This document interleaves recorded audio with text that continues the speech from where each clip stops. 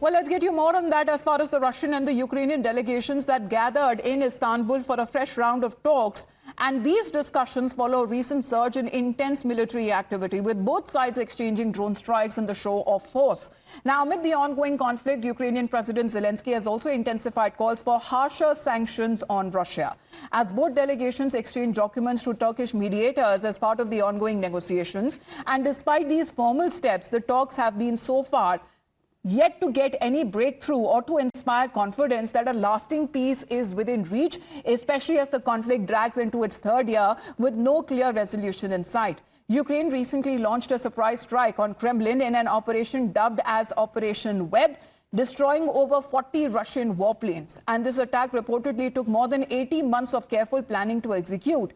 Ukraine also claims that the strike wiped out one-third of Russia's strategic bombers. In response, Kremlin unleashed over 400 drones against Ukraine, the largest single-day drone barrage that has been seen since the war began back in 2022. Now, this massive assault was aimed at overwhelming the Ukrainian air defenses, and Ukraine has further alleged that the attack could also target civilian areas. Now, while peace remains distant, both sides have, however, agreed on significant prisoner exchange based on categories rather than numbers. So Russia and Ukraine will carry out an all-for-all swap that includes those who are wounded, the sick prisoners, as well as another all-for-all exchange for the young soldiers that are aged between 18 to 25.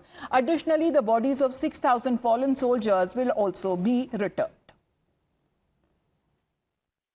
On release of prisoners of war, we agreed to focus on specific categories rather than numbers. We agreed to exchange all for all, seriously wounded and seriously sick prisoners of war. Second category is young soldiers who are from 18 to 25 years old, all for all. Also, we agreed to return 6,000 to 6,000 bodies of fallen soldiers. Now, speaking at a summit in Lithuania, the Ukrainian President Zelensky has called for harsher sanctions to be imposed on Russia to increase pressure, warning that if Putin will keep playing games unless he is actually held accountable. He has also referenced Operation Spiderweb, suggesting that Russia's mounting losses might drive them towards diplomacy. Sanctions against Russia are necessary.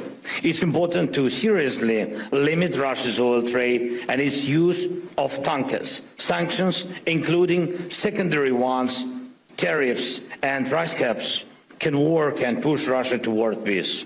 Without pressure, Putin will just keep playing games with everyone who wants this war to end. If Russia turns the Istanbul meeting into an empty talk, there must be a new level of pressure, new sanctions, and not just from Europe. We need to work on joint sanctions at the G7 level, including with the United States and with everyone in the world who wants peace.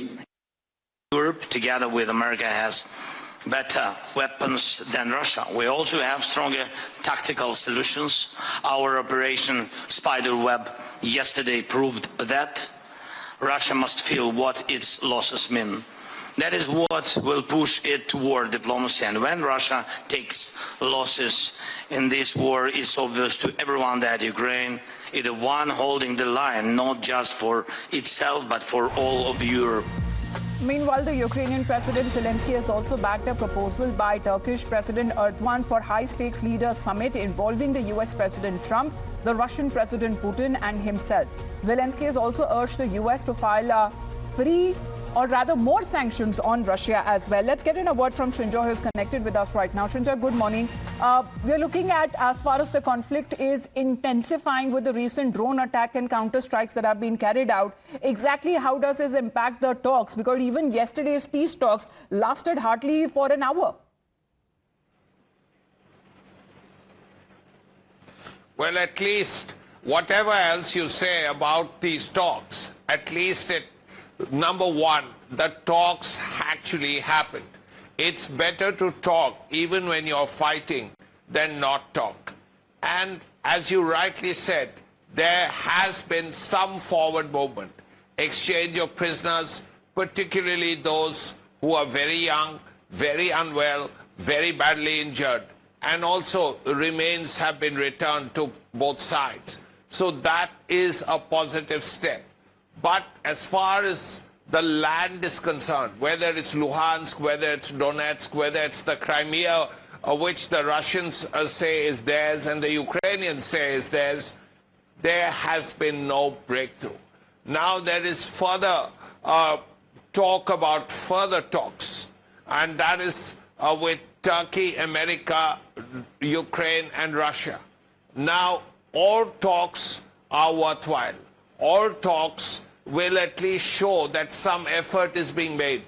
So if there is a four-part summit where Zelensky, Putin, Trump, and Erdogan are there, then at least it will be something. And at least maybe there will be some solution, a part solution. Maybe there will be ceasefire in some areas of this huge front. And the war has lasted over 3 years.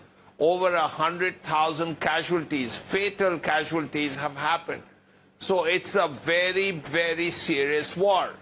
And let's hope that there is some end to it in some way. And if these talks actually lead to it, then all the better for it.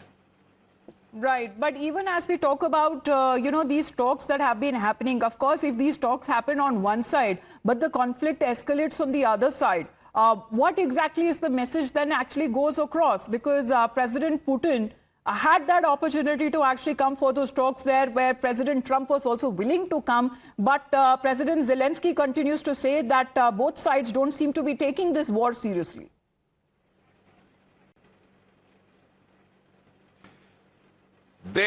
Both sides have completely different objectives.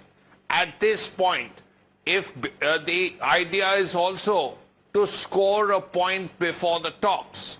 Now, if the Ukrainians can show that it's not just the front, that they can hit Amur and they can hit Murmansk, which are deep inside Russian territory, one north of the Arctic Circle, one in Siberia, then very clearly you're scoring a point before the talks. And then the Russians, when they want to intimidate the air defense system, then they send in drones like never before. Yes. So those are point-scoring measures. Right. So that is a way of ensuring that, yes, this is a way of saying before the talks that, look, we are strong, we can damage you. Well, it remains and to be then seen when the third round of talks happen, and if it will actually lead to somewhere, promising some sort of peace between the two sides. However, the war has just intensified in the last few days.